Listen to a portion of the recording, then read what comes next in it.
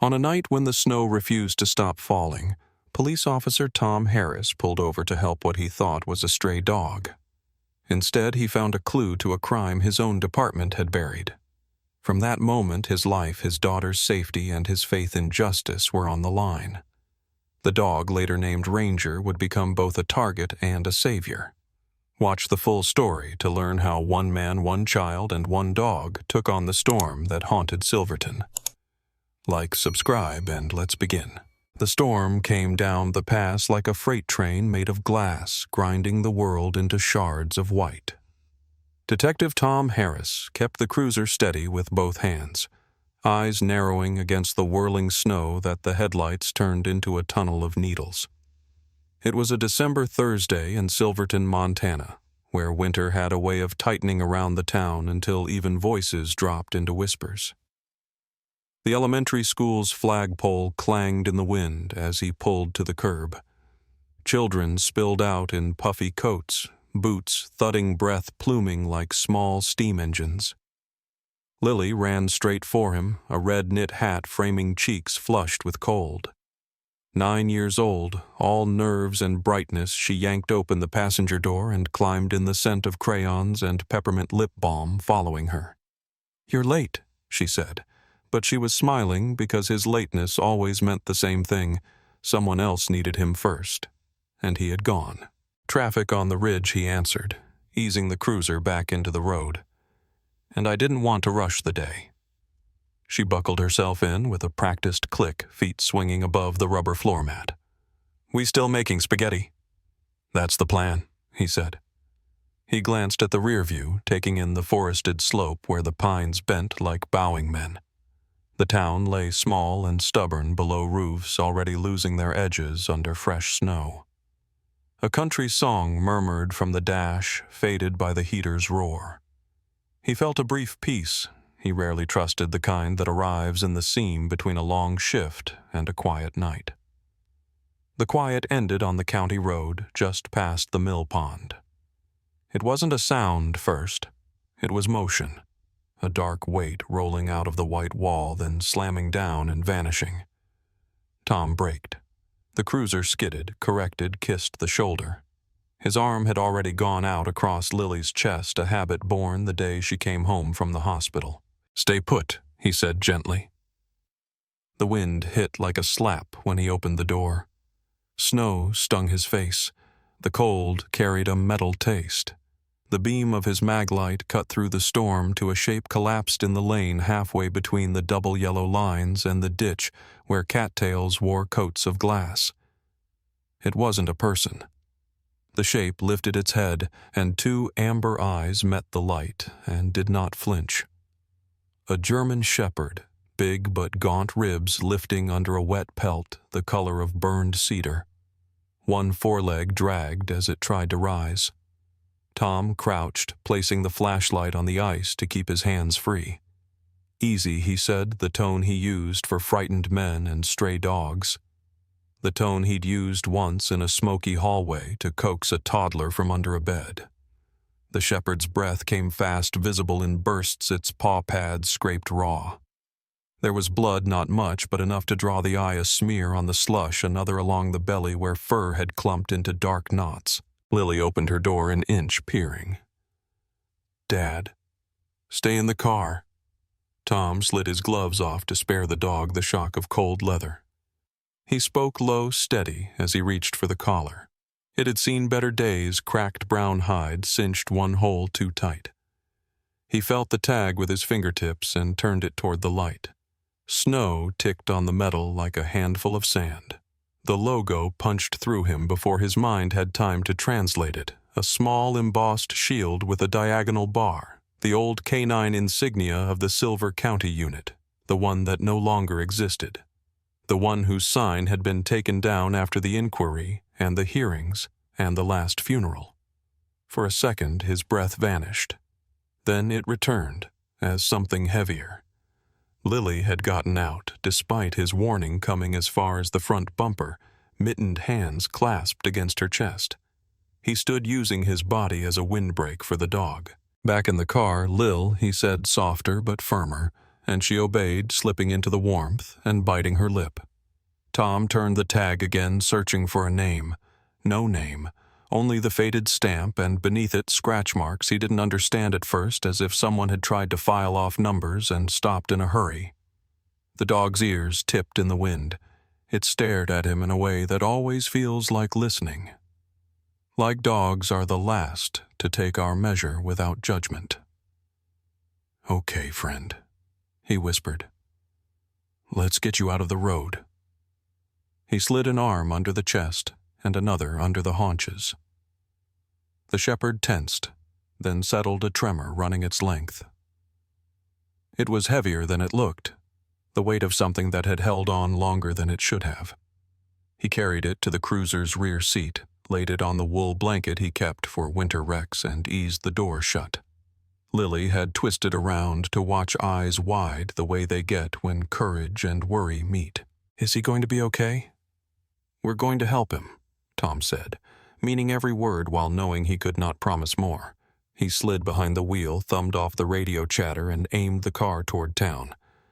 "We'll go straight to Dr. Alvarez." "The animal clinic." "Yes. He looks like he understands you," Lily said, studying the shepherd's face. The dog's ears had settled. Its gaze moved from the window to her and back to Tom, as if triangulating the meaning of the moment. Tom forced himself to keep the speed reasonable on the slick asphalt, though every part of him wanted to fly. He had been a handler once, boots on frost, the double pop of training blanks in the air. He had kept a scrapbook. He never showed anyone photos of dogs with ridiculous smiles, pad prints stamped in ink on a margin. He had folded the scrapbook away the day the unit ended.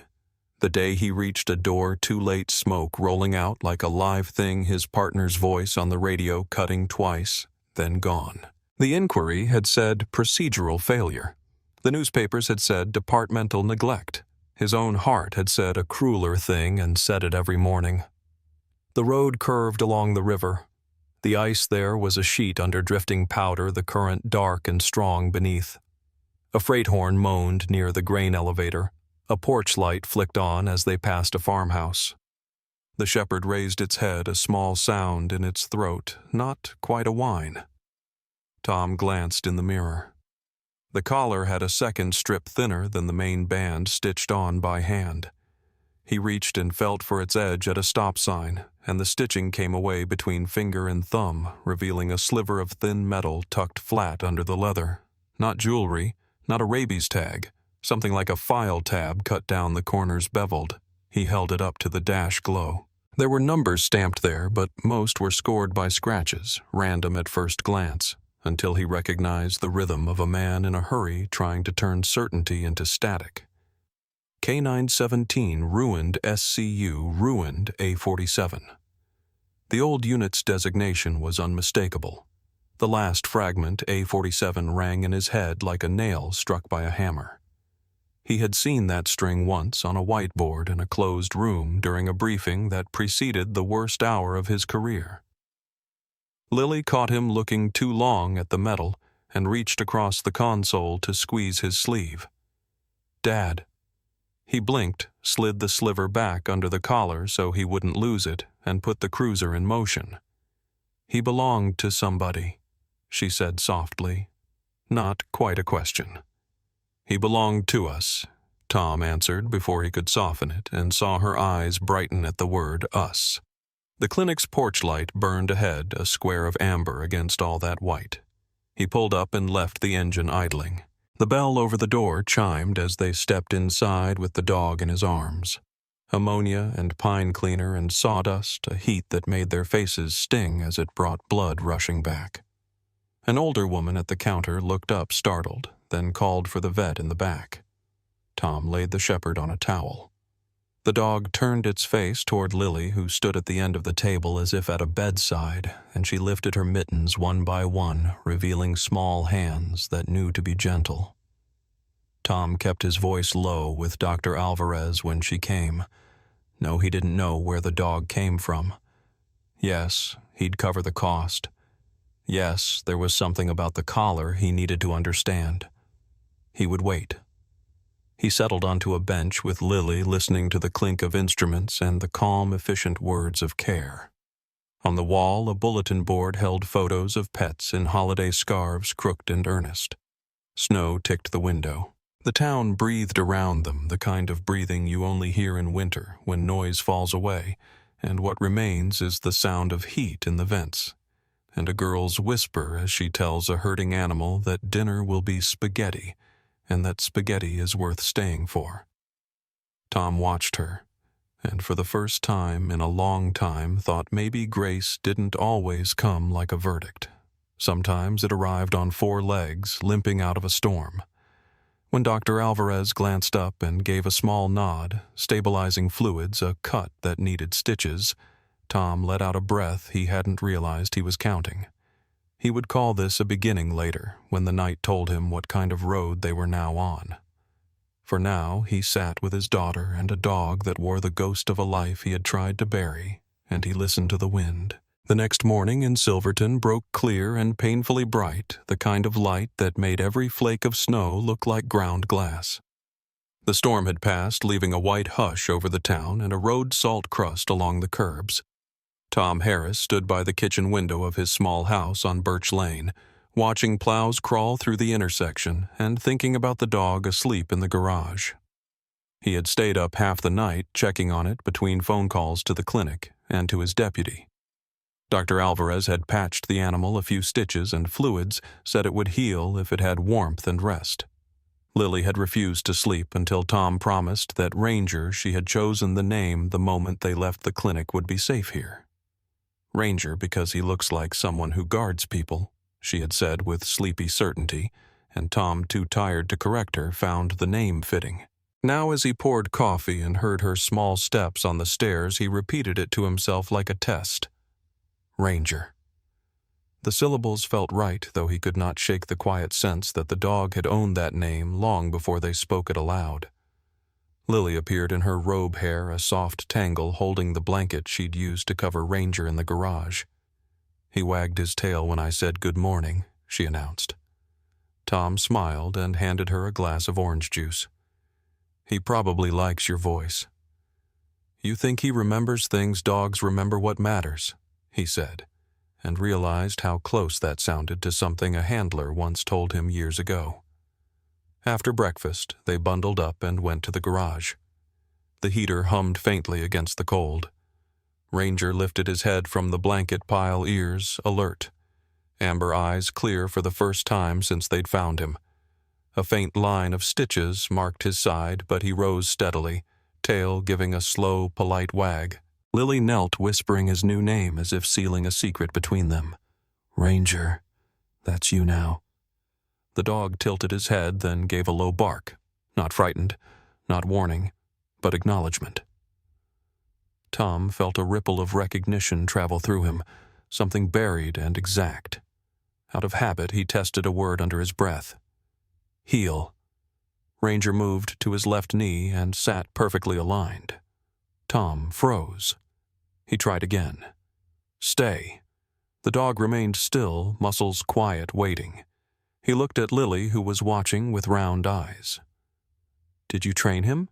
She asked. No, he said carefully. But somebody did. She grinned, unaware of the unease that was already spreading behind his calm expression. The precision of those commands was not from backyard obedience. That was K9 training the same set of signals the Silver County unit had used exclusively. He had not heard or spoken them in years. Later that day, Lily insisted on bathing Ranger properly. Tom set up a large tub near the back porch with warm water and towels, while the radio murmured local weather. The air smelled of soap and pine cleaner. Lily scrubbed gently, talking the whole time, telling stories about school and how she would teach Ranger to carry her backpack. The dog stood patient, lowering his head when she poured water over his neck. Tom watched from the steps, noting the healed scar above the right foreleg where the fur parted in a thin white line. That was not from the accident they had seen, only minor cuts from the road. This one was older, neat surgical. Lily's small hands moved around the collar. Dad, can we take this off? It's dirty. Go ahead, he said. She unbuckled it, wrinkling her nose at the cracked leather. Beneath the main band, another thin layer was stitched on, darker and stiff with age. As she ran her fingers along it, something sharp caught her thumb. Ow! Careful, Tom said, stepping closer. She peeled back a corner of the lining. There, pressed flat between the two layers, was a small strip of metal no bigger than a key tag. The edges were smooth, the surface brushed steel. Tom took it gently and wiped away the damp soap. A line of numbers and letters appeared, faint but legible, SC47 1N93. He stared. The code followed the exact format of the Silver County K-9 file system that had been erased after the inquiry. 47 had been his own unit designation. Lily looked up. Is it his tag? It's something like that, he answered, feeling the old pulse of dread in his chest. He remembered sitting in a briefing room where folders carried numbers starting with 47, one of which he had signed off on the day before the explosion that ended everything. If those records were truly gone, as the department claimed, this tag shouldn't exist. Ranger nudged his hand-eyes steady, waiting for what he would decide. Tom wrapped the tag in a paper towel and slipped it into his pocket. We'll keep this between us for now, okay? Lily nodded solemnly, sensing the change in his tone. When they finished drying the dog, she braided a new makeshift collar from an old belt and a length of red cord, fastening it gently. Looks better, she said proudly. The dog leaned into her tail, sweeping the floor once, twice.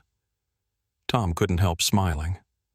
The garage filled with the smell of wet fur and soap, ordinary scents that almost masked the quiet disquiet building in his mind.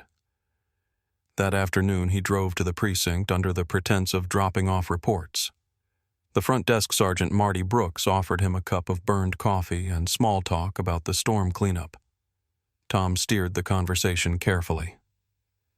Hey, you remember the old K-9 database before they shut us down? Brooks frowned. Why you missing the old days? Just curious if any backups survived. Doubt it. It purged everything 5 years back. Federal directive. Tom nodded as if satisfied, but the tag in his pocket pressed against his thigh like a question that refused to stay quiet. On his way home, the sky dimmed to that thin blue that precedes early dusk. Lily's bike lay on its side by the porch tire tracks, winding through the slush. Inside, she and Ranger were curled on the rug, the dog's head resting across her legs while she read aloud from a picture book. The fire snapped, sending sparks that caught in the grate. Tom watched them, feeling something tighten and soften at once. The past, which had lived like a locked room, was beginning to breathe again through the rhythm of that animal's chest. After Lily went to bed, he took the tag to his study. Under a desk lamp, he studied the engraving with a magnifier. The first 4 characters, SC47, confirmed Silver County K-9 Division. The next 4, 1093, were sequential. He checked an old notepad he hadn't thrown away, pages yellowing under a stack of unpaid bills. On a margin, he found a scribble from a decade ago, case file 1093, recovered subject, incomplete. His penmanship, his signature beside it. A chill deeper than the winter outside moved through him. The dog's soft bark carried from the hallway low and questioning, as if it sensed his unease. He tucked the metal tag into an envelope and slid it behind a drawer panel. Then he sat in the dark for a long time, listening to the house settle and the snowmelt drip from the eaves, thinking of a night years ago when another dog had gone silent over the radio. The next step would be to find out whether anyone else still remembered file 193, or if he was the only one left. The following Monday came heavy with gray sky and the smell of thawing snow. Detective Tom Harris left the house early, a mug of coffee in his hand and the thin envelope containing the metal tag in his coat pocket. Lily was still asleep, Ranger curled at her feet like a sentry carved from shadow and warmth. The morning quiet followed him out the door, only the crunch of ice beneath his boots breaking it. The precinct sat at the corner of Main and Willow, its brick walls damp with frost, the flag outside limp in the calm. Inside, fluorescent light turned everything pale. The shift sergeant nodded a greeting. Tom went straight to the records room down a hallway that still smelled faintly of paper and dust, even in the digital age. He signed the log, passed through the coded door, and sat at a terminal. The old K9 case number came easily to him, burned into memory by repetition, SC47-1N93. He entered it, waited, and watched the cursor blink like a heartbeat. No file. He tried again with variant numbers. Cross-references, keywords, nothing. Each return gave the same message: record not found. He leaned back, rubbed his eyes, and thought of the folder he had once kept in a locked cabinet that no longer existed. That cabinet, he recalled, had been moved to storage before the building remodel. He rose and made his way to the evidence vault, the hum of ventilation following him like a whisper. The clerk, a young officer named Jensen, checked the logbook. "Sir, the K9 archives were cleared out 2 years ago. Everything pre-2015 was shredded after digital migration." Tom frowned. "Who authorized that?" Captain Hale Jensen answered, glancing up with the faint respect people reserved for those who ranked far above them. Tom thanked him and walked back to his desk, the weight of that name settling in his chest. Captain Arthur Hale had been his commanding officer since the reorganization, a man who kept order through procedure and smiled only when paperwork matched expectation. Hale had also led the internal review that closed the old K9 division after the explosion at the warehouse, an explosion that killed Officer Ryan Cobb, Tom's partner. For years, Tom had accepted the official version: accidental gas ignition, no foul play. Yet, as he sat at his desk now, the absence of every document felt deliberate, like someone had swept history clean with a single motion. During his lunch break, he used his personal login to access the off-site archive. The system required dual authentication. His badge number still granted him partial clearance. He typed slowly, aware of the audit trail his keystrokes left. He searched the federal incident database under Silver County year by year. Each time he reached 2013, the index skipped a number. Case 1093 simply didn't exist. He wrote the sequence down on a scrap of paper, folded it into his wallet, and left the station under the pretense of meeting a witness. The air outside had warmed, releasing the scent of wet asphalt and pine. He drove to the town library, one of the few places where nobody asked why a man stayed quiet for hours. The public terminal there offered no access to police networks, but it held back issues of the Silverton Chronicle on microfilm. He scrolled through the weeks around the explosion, page after page of community news obituaries, farm reports. There were photographs of the burned warehouse, captions mentioning a training mishap, but none listed the K9 unit by name. It was as if the dogs, the handlers, and the work they did had evaporated. Tom sat back, the hum of the reader filling the space where answers should have been. He remembered Cobb's laugh, low and steady, remembered the handshake on their first day, remembered Hale's voice over the radio afterward, controlled, certain, too quick to close the channel. At dusk, he drove out to the storage facility near the highway where old evidence boxes were kept for civilian audits. The clerk there, a woman named Nora Fielding, recognized him. "Detective Harris. Thought you retired." "Not yet," he said, managing a small smile. "Looking for something from the K9 program around 2013. Unit logs, training files, anything." She checked her computer, then disappeared into the stacks. After 10 minutes, she returned empty-handed, a crease between her brows. "Strange," she said. "Those boxes were here last winter. I signed off on an interdepartmental transfer to where Internal Affairs requested them. The signature on the order was Captain Arthur Hale. The words were steady, polite, but they struck like a hammer." Tom thanked her, signed the visitor sheet, and stepped back into the night. The highway lights blurred in the thin snow that had started again. He drove aimlessly through the town limits, headlights carving the dark. His reflection in the windshield looked older than the man he remembered being. When he finally parked in front of his house, Lily's bedroom window glowed softly upstairs, and for a moment he considered pretending this was just another cold day behind him. Inside, Ranger met him at the door, tail rising once in greeting. The dog had regained strength, moving with a grace that reminded him too much of trained patterns. Tom crouched, resting his hand on the shepherd's neck, feeling the solid pulse beneath the fur. "You've seen things," he murmured. Ranger blinked, patient and quiet, then turned toward the living room where Lily sat coloring at the table. She looked up. "You're home late." "Work," he said simply. She studied him the way children do when they sense a shadow in the room. "Did you find out where he came from?" "Not yet." She nodded as if filing away his answer for later, and went back to her drawing. Tom heated soup for both of them, the house filling with the simple smell of chicken broth. The normalcy helped for a moment, yet when he washed the dishes, he could not ignore the reflection of that small envelope taped beneath the cupboard, its contents pressing against every thought. After Lily went to bed, he sat in the quiet living room, listening to the wind shift through the trees. He opened his laptop, used a secure network he hadn't touched in years, and searched deeper federal disciplinary actions, funding transfers, any reference to Hale linked to the K-9 program. Nothing official appeared, only a news brief about his promotion the year after the explosion, citing outstanding oversight during departmental restructuring. Tom leaned back the light from the screen, painting his face in cold blue. The same man who had closed the case, erased the records, and now signed his paychecks had built his career on what the file 1093 once contained.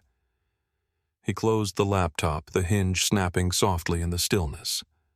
Ranger shifted near the hearth, half asleep, tail twitching at some memory of command. Outside, the snow had begun again, fine as dust, coating the world with a silence that asked to be broken. Tom realized he would have to confront Hale sooner or later, not in anger, but in need of truth. He would need to find someone who remembered more than the official story. There was one name he hadn't spoken in years, a retired sergeant who had worked dispatch that night, living now on the North Ridge. He decided he would visit her the next day. For now, he turned off the light, leaving the house to its breathing sounds. The clock, the faint wind under the eaves, and the dog who dreamed by the fire as if waiting for the next command. The night came without warning, windless and too still for February. Detective Tom Harris sat in his small study, a single lamp burning beside the couch, where reports were spread like fallen cards. The envelope containing the metal tag lay open, its edges worn from being handled too often.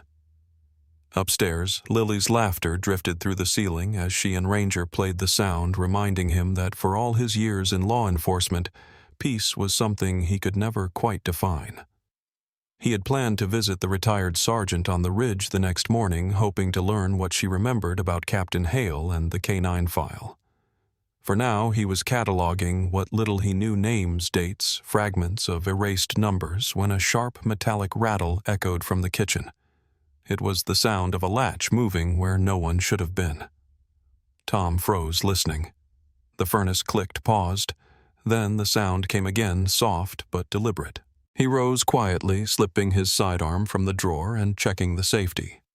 Before he could reach the doorway, Ranger's deep bark exploded from upstairs, followed by Lily's startled cry. Tom's body reacted faster than thought. He bounded up the stairs, two at a time. The hallway was dark except for the thin light spilling from Lily's room. A shadow moved against the window glass, a figure outside trying to force the frame. Ranger lunged, hitting the curtains with a growl that rattled the air. The window shattered inward as the figure fired once, a burst of glass and sound. The dog spun with a yelp, then drove forward again, teeth flashing. Tom fired back through the broken pane, one precise shot that sent the intruder scrambling into the yard. The night swallowed the sound of retreating boots. He turned to Lily, who crouched behind the bed, wide-eyed but unharmed. "You okay?" he asked, checking her quickly. She nodded, trembling, whispering, "He was wearing black." Ranger whined low and Tom knelt beside him. The fur on the dog's shoulder was dark with blood where the bullet had grazed a shallow furrow that still bled freely. "Easy, boy," he said, pressing a towel against it. The dog leaned into his hand, steady despite the pain. Sirens rose faintly from the town's southern end, but Tom knew they were too far to help. Whoever had come had moved with the practiced silence of someone who understood police response times. He locked every door, pulled curtains shut, and called the dispatch line himself.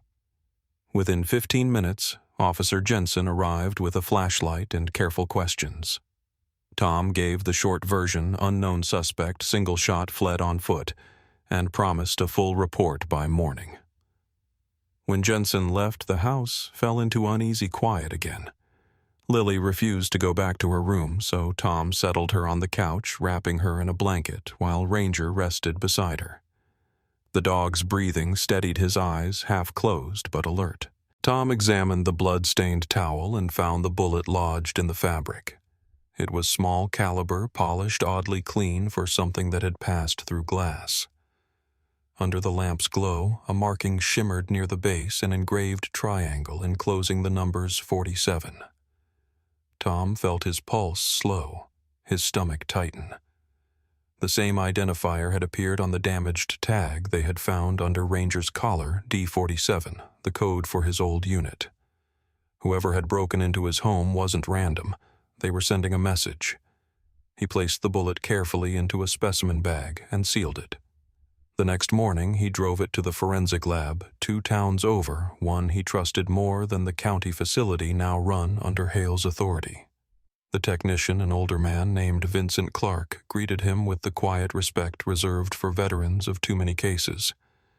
"Need a rush on this one," Tom said, handing him the bag. Clark examined the marking under a scope. "Never seen that etched so fine. Military precision," he murmured. Tom kept his voice even. "Can you run a trace?" "Sure, but it'll take a day or 2. "That's fine. Just keep it quiet." Clark nodded, placing the bag into the evidence vault.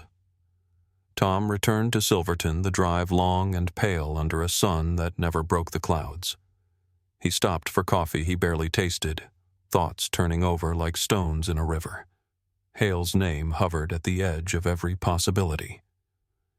By afternoon, the phone rang in his office. Clark's voice carried an unease Tom had rarely heard from him. "Detective, I'm calling about that bullet. I ran preliminary metallurgy unique composite high-grade nickel steel used in limited government contracts. But before I could file the report, someone from the federal chain called to collect the evidence. They had clearance codes higher than mine." Tom straightened. "Who authorized that?" "They said it came from the state liaison's office, direct order under federal review. They're sending a courier to retrieve the sample within the hour." "I'm sorry, Tom. I have to comply." Tom's grip tightened on the receiver. "Did you log the result I tried, but the system locked me out? It's like the order wiped the entry before it existed." For a moment, neither spoke. Then Clark added softly, "Whatever this is, it's not local anymore." Tom thanked him and hung up slowly. The line's click echoed in the empty office. Outside, the late light turned the snowfields gold, but he saw none of it. Someone in authority, federal or otherwise, was ensuring that nothing tied to the old unit survived. He thought of the initials D47 of Captain Hale's signature on every missing document, and of the intruder who had risked exposure just to reclaim a piece of that history. When he returned home, Lily was drawing on the kitchen table, Ranger lying nearby with a bandage around his shoulder. She looked up. "Is he going to be okay?" "He's tough," Tom said, setting a hand on the dog's head. Ranger lifted his gaze, meeting Tom's eyes with quiet certainty. Lily hesitated, then whispered. He growled before the window broke like he knew. "He's trained for it," Tom said, though what he meant was something else entirely. He meant that Ranger remembered a world of orders and danger, a world that was closing in again. That night after Lily slept, Tom cleaned the broken glass from her room and replaced the temporary plywood panel. The cold seeped through the cracks, smelling of iron and snow. He sat on the edge of her bed, the flashlight beam wandering across the floor where the bullet had struck. There was no random burglary here, no coincidence. The message was carved into metal and silence. Whoever had come was warning him to stop. But he had already passed the point of turning back. He looked down the hallway where Ranger now lay guarding the stairs, unblinking even in sleep, and he realized that the past had not simply returned. It had entered his home and bled on his floor. Somewhere the truth waited, sealed by men who still had the power to erase evidence. Tom whispered a promise into the cold room he would not let them. Morning came pale and soundless after the break-in, as if the storm that had torn through their peace had now retreated to watch. The plywood board still covered Lily's window, and the smell of wood dust lingered through the house. Detective Tom Harris sat at the table with a cup of coffee gone cold, the phone silent beside him.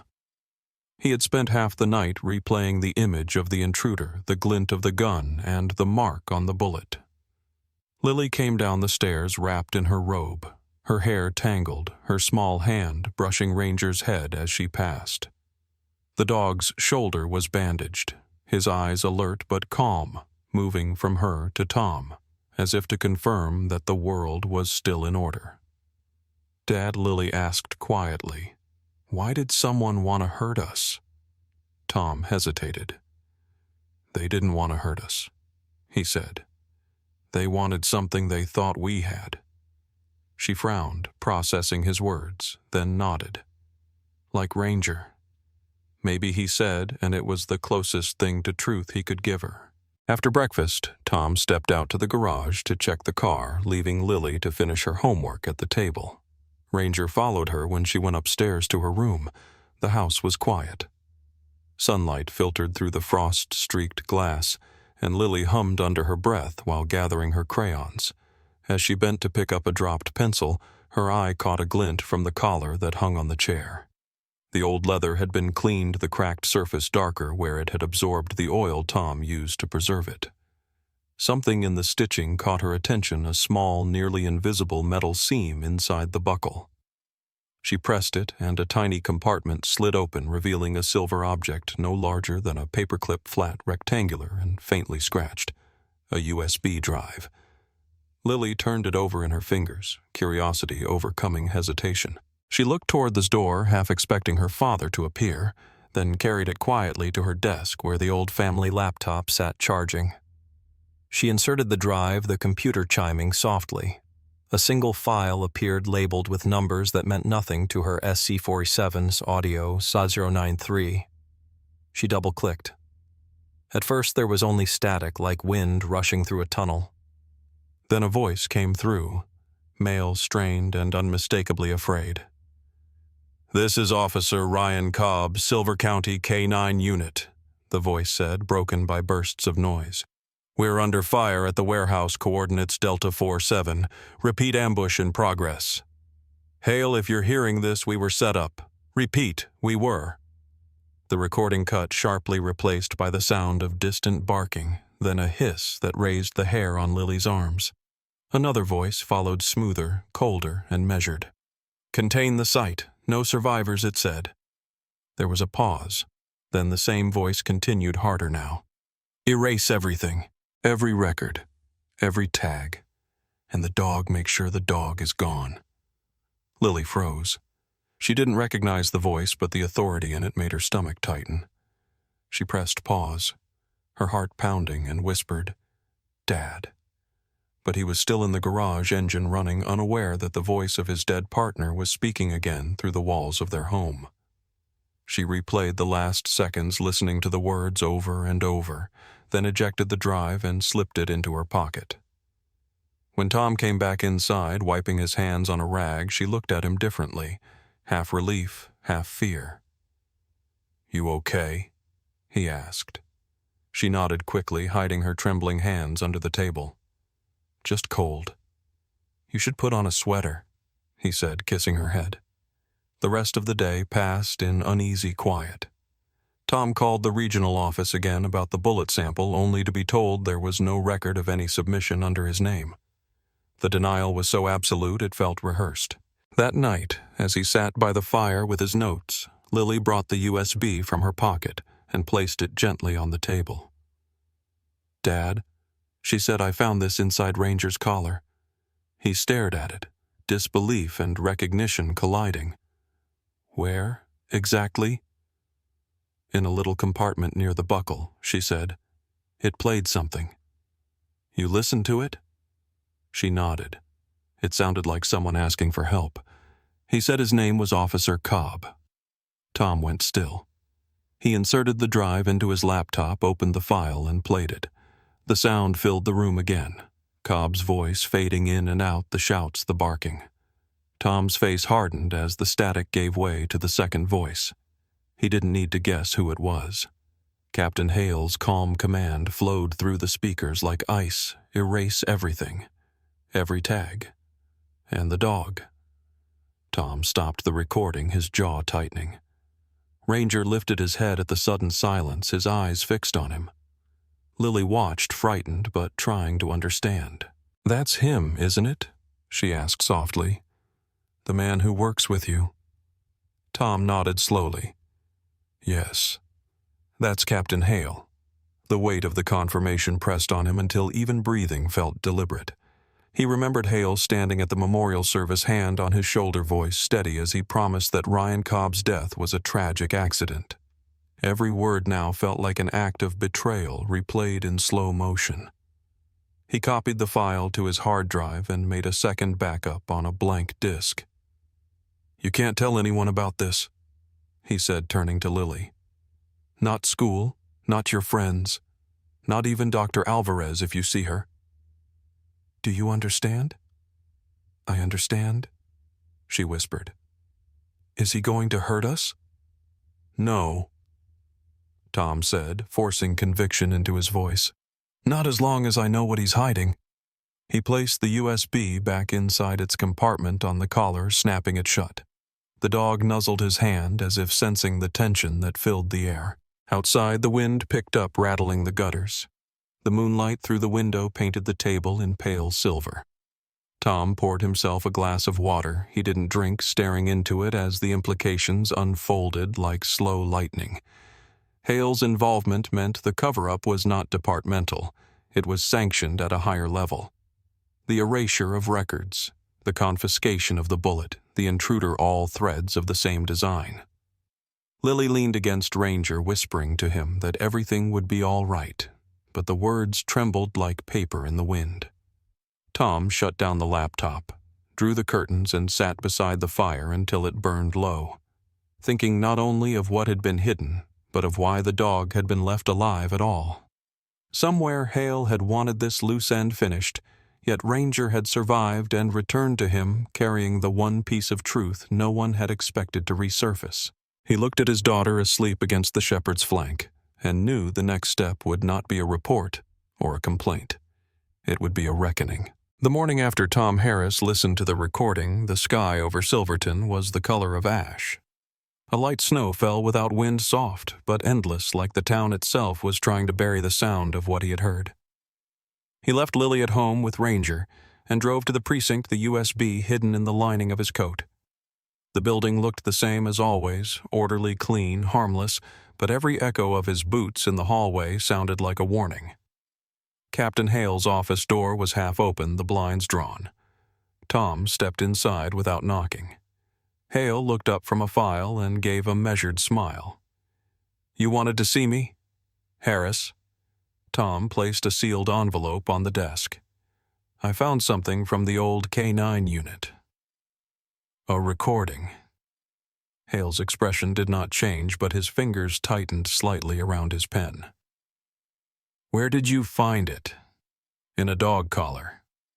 Belonged to a K9 registered under Delta 47. Hale leaned back, folding his hands. "That's an old number." "It was Ryan Cobb's dog," Tom said quietly.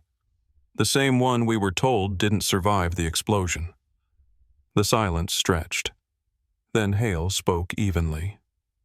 "You're mistaken. All evidence from that case was destroyed years ago. Not all of it, Tom replied. The recording proves it wasn't an accident. Hale's eyes cooled, the friendly pretense fading. I think you've been through a lot lately, he said. Maybe you're confusing old memories with guilt. We both lost good people that night. Then you'll want to hear the recording yourself, Tom said. He reached into his coat to retrieve the drive, but before he could, Hale opened a drawer and slid a paper across the desk. Detective Harris, he said. This is an official suspension notice pending internal review. You're being investigated for removal of classified evidence. Tom froze, reading the printed words. You're accusing me of stealing the very evidence you erased. I'm accusing you of breaching protocol, Hale corrected. You accessed restricted data without authorization. You've been unstable since the break-in at your home. I can't have that on my force. Tom's jaw tightened.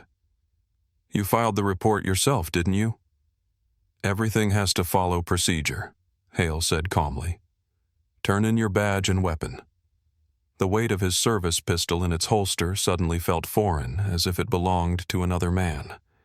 He unpinned his badge, set it beside the envelope he'd brought, and met Hale's gaze. You can bury files, Captain, but not the truth. Hale gave no answer, only watched as Tom walked out. That afternoon, Tom packed the essentials at home. He didn't tell Lily everything, only that they were leaving town for a while. A trip she asked, confused. Something like that, he said. She helped fold clothes into a duffel bag, tucking her small stuffed bear between sweaters. Ranger paced near the door, uneasy. The snow outside had thickened, swallowing the road in white silence. Tom loaded the bags into the truck, his mind racing through plans. He needed to get the recording out safely, maybe to the retired sergeant on the ridge, maybe further if she couldn't help. Lily climbed into the passenger seat, hugging her coat tight. Ranger jumped into the back tail, low but steady. They drove past the edge of town where the houses thinned into open fields and pine stands. The world beyond Silverton was gray, the horizon lost in falling snow. The radio crackled once, then went dead. Tom frowned, tapping the dial. Signal's gone. Maybe it's the storm, Lily said. Maybe he murmured, but his instincts stirred uneasily. The road wound along the frozen creek, and in the side mirror he caught a dark shape moving between the trees, a flash of headlights too far back to be coincidence. He slowed slightly, pretending not to notice. The vehicle behind them slowed too. Lily, he said quietly, I need you to check Ranger. She turned. The shepherd was standing now, head high, ears pricked, growling low in his throat. Tom's heart sank. Whoever followed them knew exactly who they were. He took the next turn, abruptly steering off the main road toward an abandoned logging trail. Snow sprayed from the tires as he pushed the truck deeper into the woods. The other vehicle followed closing distance. Hold on, he said, accelerating until the road curved sharply downhill. He cut the lights and rolled to a stop under the cover of tall pines. The world went still again, except for the ticking engine. Stay here, he whispered. Lock the doors. Lily grabbed his sleeve. Dad, please, it's okay. Just keep Ranger with you. He stepped out into the cold, the crunch of his boots muffled by snow. The woods smelled of pine and iron. He drew his backup revolver from the glove box and listened. A minute later, faint footsteps crunched through the undergrowth. A beam of light swept between trees. Tom crouched behind a fallen log, waiting. When the figure stepped into the clearing, Tom's breath caught. The man was older, his face leaner, but the voice was unmistakable when he spoke. Tom. The flashlight tilted up, revealing eyes he hadn't seen in nearly a decade. Mike Cooper. Tom said aloud, lowering his weapon slightly. Cooper smiled faintly. Exhaustion etched into every line of his face. Didn't think you'd recognize me. You're supposed to be dead, Tom said. That's what they wanted everyone to think, Cooper replied. He looked around nervously. You shouldn't have brought the girl. Hale's people are watching every road. Tom stepped closer. You were there that night, weren't you? The warehouse. Cooper nodded. And I got out before the blast. Barely. Cobb didn't. Hale ordered cleanup. Said we were part of a security breach. I ran because I knew they'd erase me next. He lifted his gloved hand, showing a faded scar across his wrist. They track their own men, Tom. The bullets, the tags, everything. They all lead back to him. Ranger barked once from the truck, the sound sharp and urgent. Cooper flinched. We need to move. There's more coming. You're going to tell me everything first, Tom said, raising the revolver slightly. Not here, Cooper insisted. They'll trace the signal. What signal? The one you tripped when you took that recording, Cooper said. It wasn't just a file. It's part of the network they use to hide shipments. That dog is the last living link. Tom hesitated, the pieces clicking into place. Before he could answer, headlights flared through the trees behind Cooper, slicing the darkness. A second car had found them. Cooper turned, shouting, "Run!" The first shot cracked through the night, hitting a tree inches from Tom's shoulder. He fired back once, covering Cooper as the man dove for the ditch. Ranger leapt from the truck, barking furiously. The forest erupted in chaos snow, shouting light. Tom grabbed Lily and pulled her toward the ridge trail, keeping his body between her and the flashes. Cooper vanished into the shadows, his voice lost in the wind.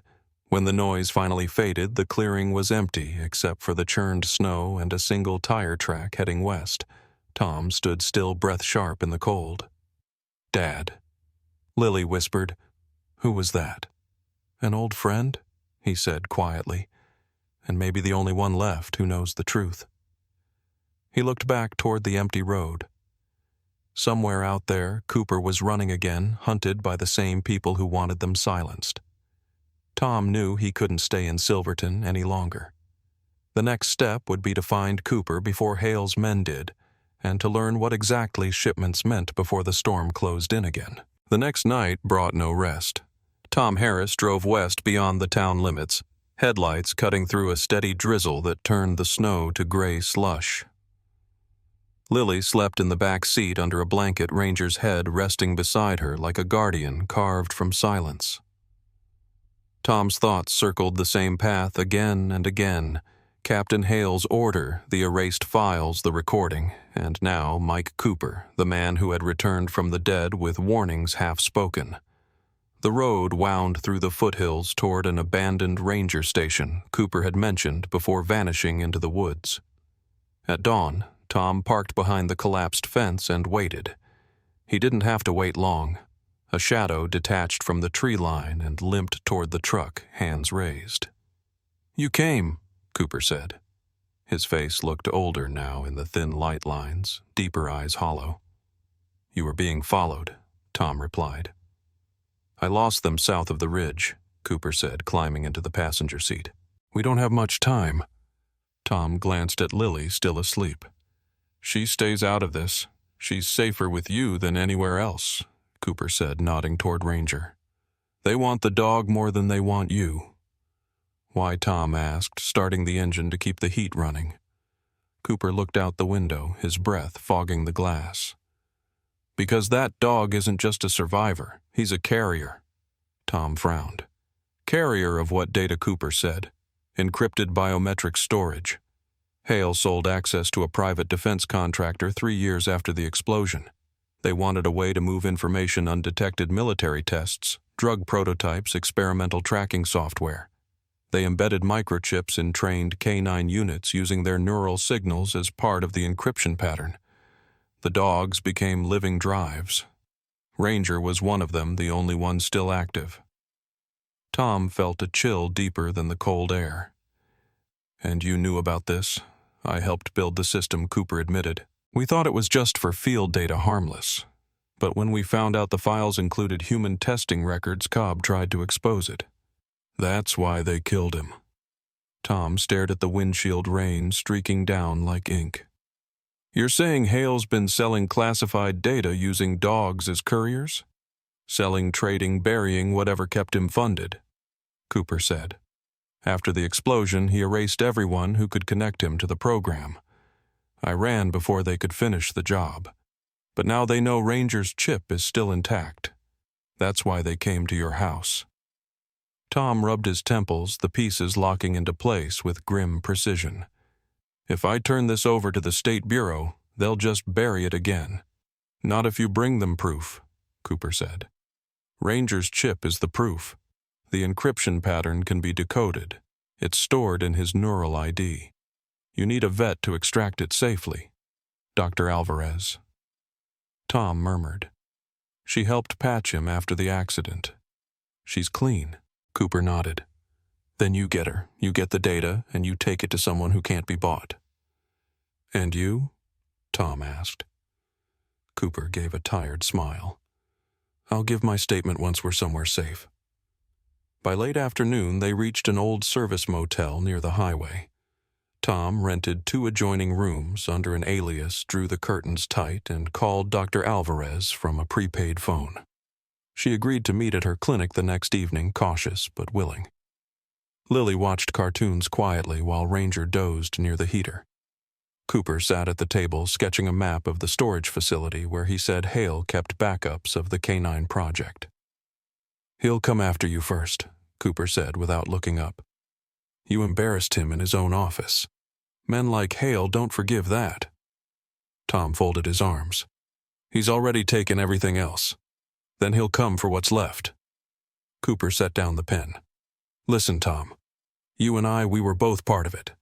We thought we were serving something honest, but Hale turned it into a business.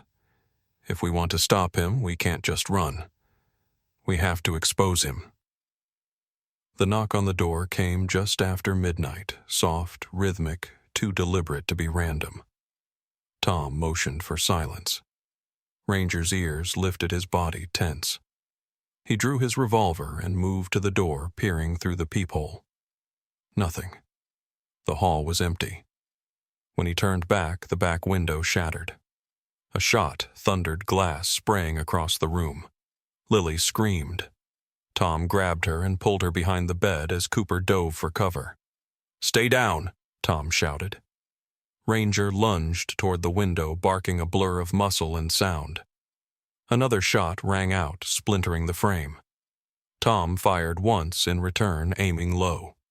Silence followed, broken only by the dripping of rain through the broken glass. He waited, counting heartbeats. When he stood, the hallway door creaked open, slow and uncertain. Cooper stepped out, holding his side. They're gone, he said.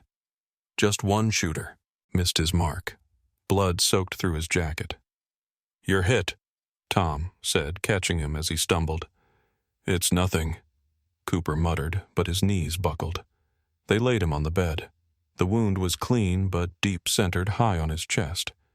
Tom pressed a towel to it, shouting for Lily to bring the first aid kit. Cooper gripped his wrist. Listen, he gasped. If I don't make it the chip, it's in Ranger's neck. Hale ordered me to install it. I disobeyed. I hid the key instead inside. His voice broke into a cough. Inside what? Tom asked urgently. But Cooper's eyes were already glazing. Then faintly he whispered, You were right about Hale. His hand slipped free. Tom sat motionless for a long moment, the sound of rain filling the room. Lily stood in the doorway, tears streaking her face. Dad, she whispered. He's gone, Tom said softly. He closed Cooper's eyes, covering him with the blanket. Outside, a police siren wailed in the distance, growing louder. Tom frowned. He hadn't called anyone yet. Within minutes, red and blue lights flashed through the wet parking lot. Officers surrounded the building, weapons drawn. Tom stepped to the door badge, still pinned to his jacket out of habit, but before he could speak, a voice boomed through a megaphone. Detective Harris, step outside with your hands visible. You're under arrest for the murder of Michael Cooper. Stunned, Tom lowered his weapon and opened the door. The lead officer cuffed him, reading his rights. This is a mistake, Tom said, but his words carried no weight. "We found a bullet casing in the room," the officer said. "Matches your service revolver." "That's impossible," Tom insisted. "He was already bleeding when You can explain it downtown." As they led him to the cruiser, he caught a glimpse of Captain Hale standing near the patrol car's coat collar up against the rain expression unreadable. Hale met his gaze and nodded once like a man closing a door he had locked himself. Lily cried out, reaching for her father as another officer pulled her back. Ranger barked furiously, restrained by two men struggling to hold his leash. "Take care of her," Tom shouted before they shoved him into the car. Hale turned away. The ride to the station blurred past. Tom's thoughts moved in circles. Cooper's confession, the chip, the setup. Hale had framed him cleanly using the very weapon he'd signed out years ago. There would be records, witnesses, paperwork that proved nothing and explained everything wrong. Yet one truth remained: Ranger still carried the key, and as long as the dog lived, so did the evidence. The night after Tom Harris's arrest, Silverton lay silent beneath a thin veil of fog. The snow had hardened into ice, and every step echoed like glass breaking. At the edge of the forest beyond town, a figure moved through the trees, small, hurried, and trembling. Lily Harris clutched the straps of her backpack, her breath rising in faint clouds. Ranger trotted beside her, limping slightly from the wound that had never quite healed. Behind them, distant sirens faded until the woods swallowed every sound. Lily's mind was still a storm. She had seen her father dragged away in handcuffs, Captain Hale watching without expression, and the officers refusing to meet her eyes. She hadn't known what else to do but run. Grace Alvarez, the veterinarian who had once helped Ranger, had told her quietly to take the dog and disappear for a while. "Stay near the river," she'd whispered. "There's an old trail up the ridge. It leads to the cabins the rescue teams used during the flood. You'll be safe there for the night." Lily had nodded, too shocked to cry, then slipped away through the back door of the clinic with Ranger at her side. Now, hours later, her legs ached and her flashlight flickered weakly against the darkness. "We're almost there," she whispered to Ranger, who glanced back at her with calm, intelligent eyes. She didn't know how the dog always seemed to understand, but his presence gave her courage. The wind carried the faint scent of smoke, old cold smoke, and soon the beam of her light caught the outline of a structure between the trees. The cabin stood tilted to one side, its roof half collapsed, its porch buried under branches and snow. Lily pushed the door open. The hinges groaned. Inside, the air smelled of rust and pine sap. Dust lay thick over a small table and two chairs, and in one corner a pile of empty cans gleamed faintly under her light. She picked one up, turning it in her hands. The label was faded, but the logo printed on the metal was clear. The same police department crest that had once been stitched on her father's jacket. She felt her stomach twist.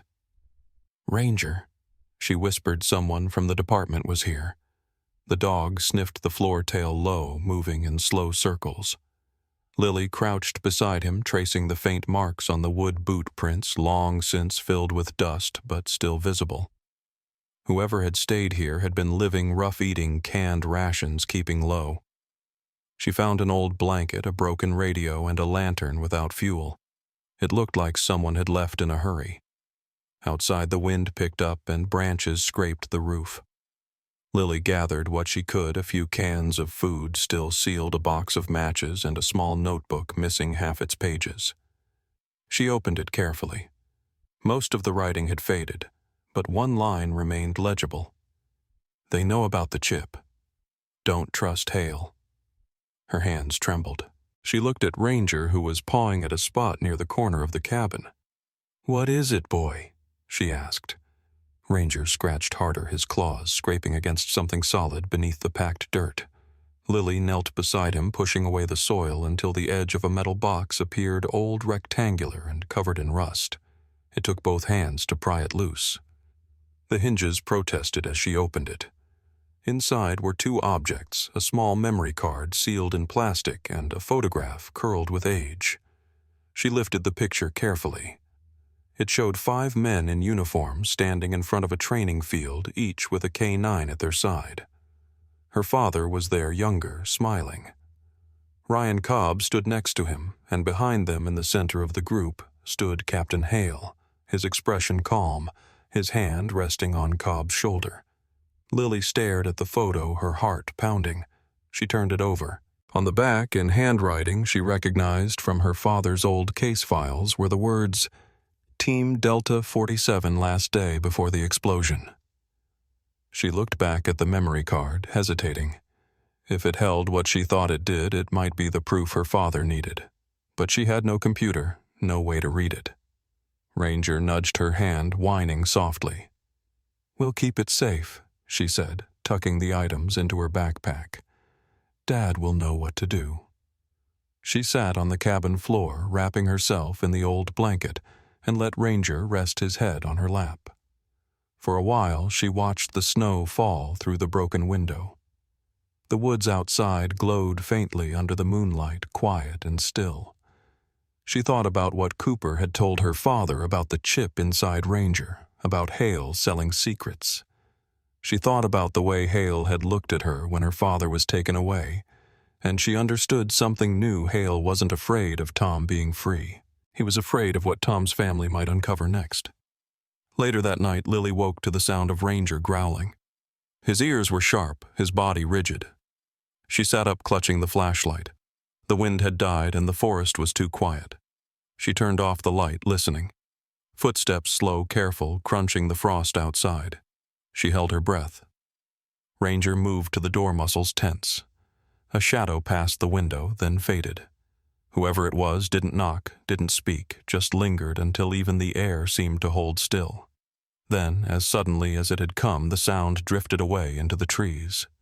Lily exhaled shakily, pressing her hand to her chest. She didn't sleep again that night. By morning, pale sunlight filtered through the cracks in the roof. Lily packed her things quickly, wrapping the memory card and photo in the blanket. Before leaving, she looked around the cabin once more, trying to imagine who had hidden here. A fugitive, a whistleblower, maybe even her father once before. The empty cans, the broken radio, the warning in the notebook, they all felt like pieces of a puzzle left behind for her to find. "Come on, Ranger," she said softly. "We have to find Dad." They followed the old trail down toward the river, moving carefully through the snow. The trees opened up to reveal a faint line of smoke on the horizon. Silverton still distant but reachable by nightfall. She didn't know that at that same moment Tom was sitting in a holding cell, refusing to sign a confession Hale had prepared. She didn't know that Hale had already ordered his transfer for federal questioning. All she knew was that her father needed her, and that the truth was buried somewhere between the forest and the men who wanted it forgotten. As they disappeared into the trees, the old cabin stood silent again. On the table, the notebook lay open to a blank page, the words faintly visible under the dust. "If you find this, follow the dog." The holding cell smelled of metal and bleach. Tom Harris sat on the narrow bench, his wrists cuffed, his mind moving faster than the clock on the wall.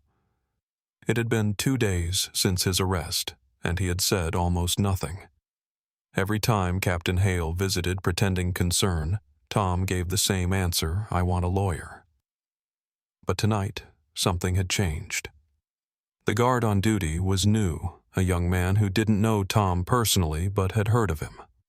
Just after sunset, the guard approached the bars and whispered, "Detective, someone left this in evidence by mistake."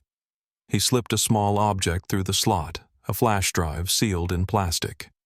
"Came in with your belongings, but it's not listed." Before Tom could speak, the guard walked away, pretending nothing had happened. Tom hid the drive in his sleeve and waited.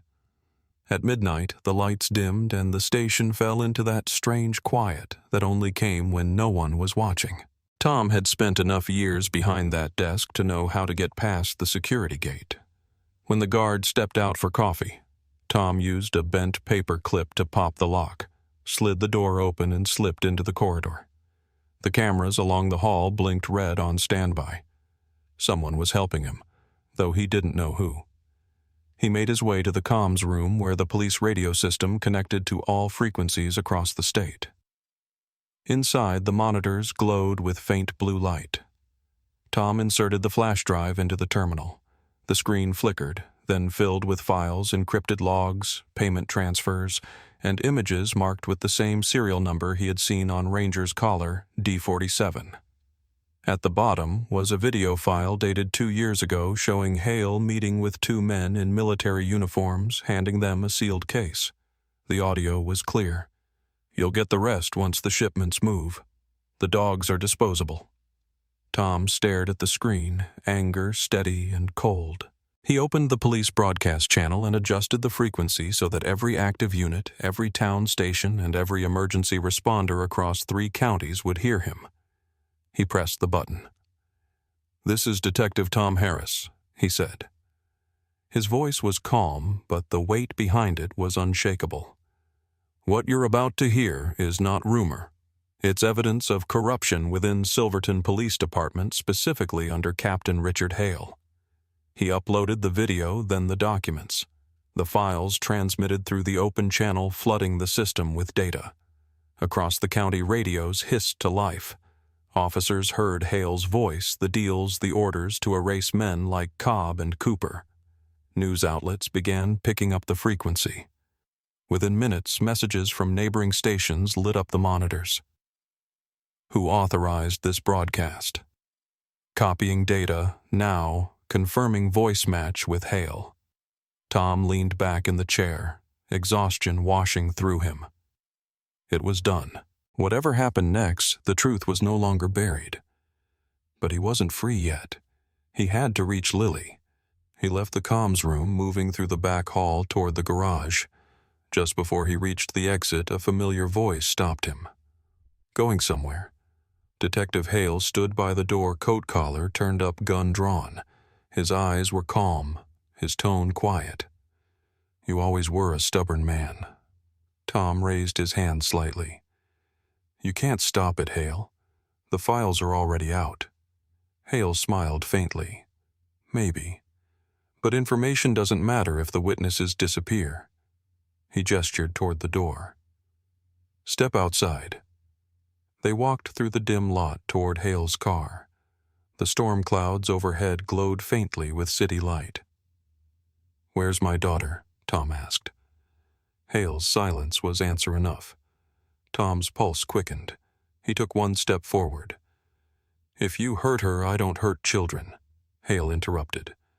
"But I do use leverage. She's safe for now. You'll come quietly or you'll never see her again." Hours earlier, Lily had returned to town, the memory card still hidden in her backpack. She had gone straight to the house, hoping to find her father. But the place was dark. Inside, she found broken glass near the kitchen door and muddy footprints leading down the hall. "Dad," she called softly. No answer. Ranger's growl started low, vibrating through the silence. Then, from the shadows of the living room, a voice said, "You must be Lily." The man stepped forward. Captain Hale, his uniform immaculate, his eyes almost kind. "Your father made a mistake," he said. "I just need something he took from me." Lily backed away, clutching her bag. "I don't know what you're talking about." "Yes, you do," Hale said, stepping closer. "The drive, the card, whatever Cooper left behind." He reached for her arm. Ranger lunged before he could touch her, a blur of teeth and fury. Hale stumbled backward, his gun flashing once. The shot missed Lily but grazed Ranger's side. The dog yelped, then charged again, forcing Hale into the hallway. "Stay back," Hale shouted. Lily ran toward the back door, pulling her phone from her pocket. She remembered something her father had told her once while training Ranger in the yard. "Every police K9 has an emergency tracker in its chip. If he ever goes missing, that signal goes straight to my system." Her hands shook as she opened the tracking app he had shown her months ago. A small green light blinked on the screen, active. She pressed transmit. Back at the station, Tom's watch vibrated faintly, displaying the same green pulse. His heart froze. "Lily," he whispered. Hale turned sharply. "What did you do?" Tom saw the light reflection on Hale's car hood, the small beacon blinking in rhythm. He lunged, grabbing Hale's wrist before he could raise the gun. The two men struggled, the weapon skidding across the asphalt. Hale struck first, but Tom's training took over. He twisted the arm, forcing Hale to the ground. "Where is she?" Tom shouted. "Your house," Hale hissed, trying to reach his coat pocket. "But you're too late." Tom didn't wait. He jumped into the nearest patrol car, radioing through the open channel. "All units, code 9-2 hostage situation at my residence. Captain Hale is compromised. Do not engage until signal confirms." The dispatcher's voice came back shaky but firm. "Copy, detective." SWAT en route. When he reached the house, the front door hung open. The lights were shattered, the air heavy with smoke from the gunfire. Rangers' growls echoed from inside. "Lily," Tom shouted, entering low. Hale's voice answered from the kitchen. "Drop your weapon, Tom. She's right here." Tom moved quietly, tracing the signal on his watch. The green dot pulsed faster, stronger. He edged around the doorway and saw Lily crouched behind the counter, Hale holding his gun toward her. Ranger stood between them, bleeding but unyielding. "Let her go," Tom said. "This isn't the way." Hale's hand trembled just enough for Tom to see the fear finally break through the calm. "You destroyed everything," Hale said. "You think they'll believe you over me?" "They already do," Tom replied. He pressed the emergency beacon on his watch. Outside, the roar of engines and the slam of doors signaled the arrival of the special response team. Hale turned toward the sound. It was enough. Ranger lunged, knocking the gun aside. Tom moved in, pinning Hale to the ground as the door burst open and floodlights filled the room. Officers shouted commands, securing the scene. Lily ran into her father's arms, sobbing. Ranger collapsed beside them, breathing hard but alive. Tom looked down at Hale, now cuffed and silent. "It's over," he said. Hale stared back, eyes hollow. "You don't understand," he whispered. "It never ends." But Tom did not answer. He just held Lily close and let the weight of the moment sink in. The kitchen still smelled of gunpowder and smoke. Red and blue lights flashed through the shattered windows, casting long shadows across the floor. Officers moved carefully, checking rooms, securing evidence, shouting to one another over the storm of noise. Tom Harris knelt beside his daughter, one arm wrapped tightly around her shoulders, the other resting on Ranger's neck. The German shepherd panted hard, his fur dark with blood. Captain Hale sat handcuffed near the wall, his uniform torn, eyes hollow but still calculating. For a brief, fragile moment, everything seemed under control. The nightmare that had haunted Silverton for years appeared finally over. But in truth, it was only holding its breath. The silence broke in an instant. Hale moved faster than anyone expected. He lunged sideways, knocking the officer beside him off balance, his hands slipping from the loose cuff where metal had bent in the struggle. The man's pistol clattered to the floor. Hale seized it, twisting toward the kitchen. "No, Tom," shouted, pushing Lily down. The sound of the gunshot tore through the air like a lightning crack. Ranger leapt before Tom could react, his body a flash of black and silver cutting through the chaos. The bullet hit him square in the chest. The dog let out a sharp cry and fell at Lily's feet. The world froze. Tom turned the gun on Hale, firing once. The shot struck the wall inches from Hale's shoulder, a deliberate warning. The special response team swarmed in, forcing Hale down, disarming him, dragging him toward the waiting transport. But Tom barely heard them. He dropped beside Ranger, pressing his hands against the wound, whispering, "Stay with me, boy. Stay." Lily's tears fell fast, her small hands trembling as she stroked the dog's head. "He saved me," she whispered. "He always saves us." Paramedics rushed in, voices calm but urgent. "We need a stretcher now," one called. They lifted Ranger, carefully wrapping him in thermal blankets. Tom climbed into the ambulance with them, holding Lily close. As the doors shut, he caught one last glimpse of Hale being led away, rain pouring down his face, tilted toward the ground. For the first time, the man looked small, almost human. Tom didn't feel triumph, only exhaustion. The ambulance lights flickered red across the wet streets as they sped toward the clinic. At Silverton Veterinary Hospital, Dr. Grace Alvarez met them at the door, her hair tied back, her expression steady but pale. "Bring him in," she said. The paramedics wheeled Ranger into the surgical room. Tom and Lily waited in the corridor, their clothes soaked, their hearts pounding. Hours seemed to pass between each breath. The wall clock ticked like a slow heartbeat. At one point, Grace stepped out. Her gloves stained, but her eyes determined. "He's strong," she said quietly. "But the bullet's close to the shoulder joint. If it shifted even half an inch more, it would have pierced his heart." "Can you get it out?" Tom asked. "I'll do everything I can," Grace said, and disappeared again behind the glass door. While they waited, Tom finally called the State Bureau. The broadcast he had sent earlier had reached national news. Dozens of stations were replaying the files, the video, and the audio that exposed Hale's operation. Reporters crowded the station steps, demanding answers. The bureau chief himself called back, his voice taut but respectful. "Detective Harris, your evidence matches what we recovered from Hale's office. We also found off-site storage tied to his name. You did the right thing." Tom hung up, too tired to respond. He looked at Lily asleep against his arm, her face streaked with dried tears.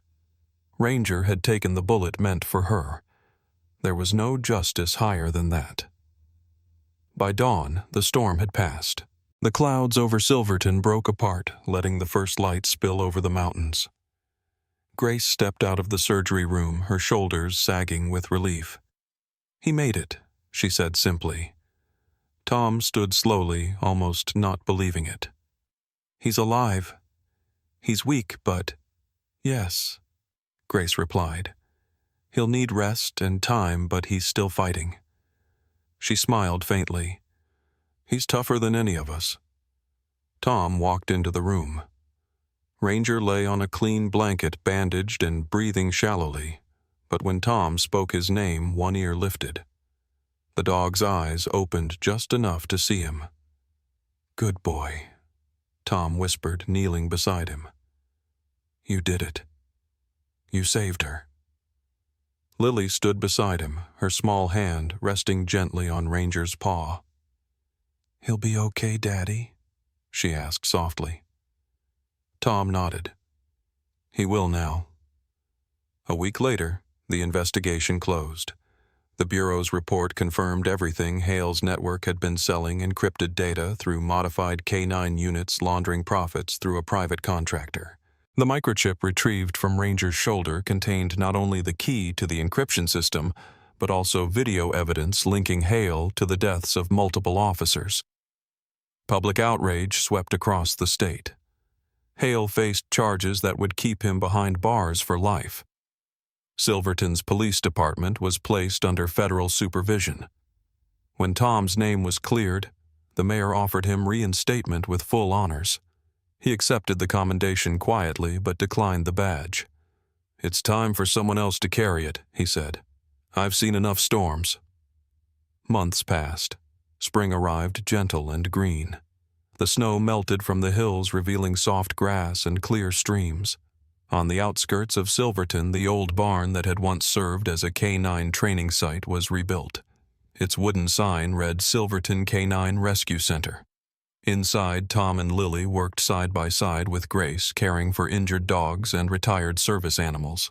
Ranger lay near the doorway, his scars healed, watching every movement with calm authority. The sun poured through the open windows, filling the barn with warmth. Volunteers came from nearby towns, bringing supplies and smiles. Children laughed in the yard, tossing tennis balls to the dogs. Lily kept a journal she called Ranger's Story, writing each page with the careful handwriting of someone who understood what courage truly meant.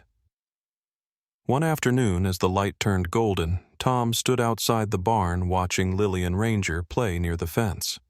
The valley stretched wide and peaceful below. Grace joined him, wiping her hands on a towel.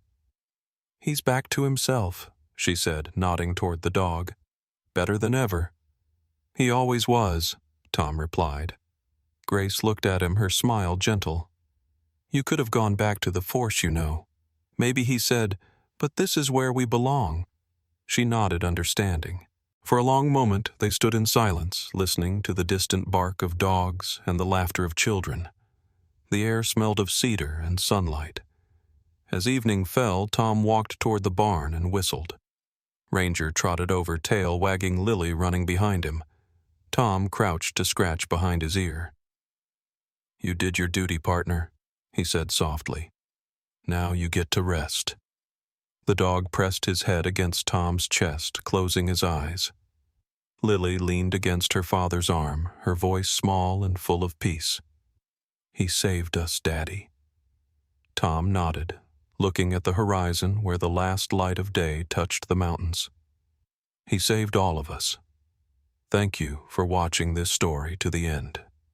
Every storm leaves something behind, and sometimes it's a reminder that courage still lives in ordinary hearts. What part of Tom, Lily, and Ranger's journey moved you the most? Do you think loyalty can still survive in a world full of secrets? Tell us your thoughts in the comments and let us know where you're watching from. Don't forget to like this video and subscribe so you won't miss our next story from Silverton and beyond.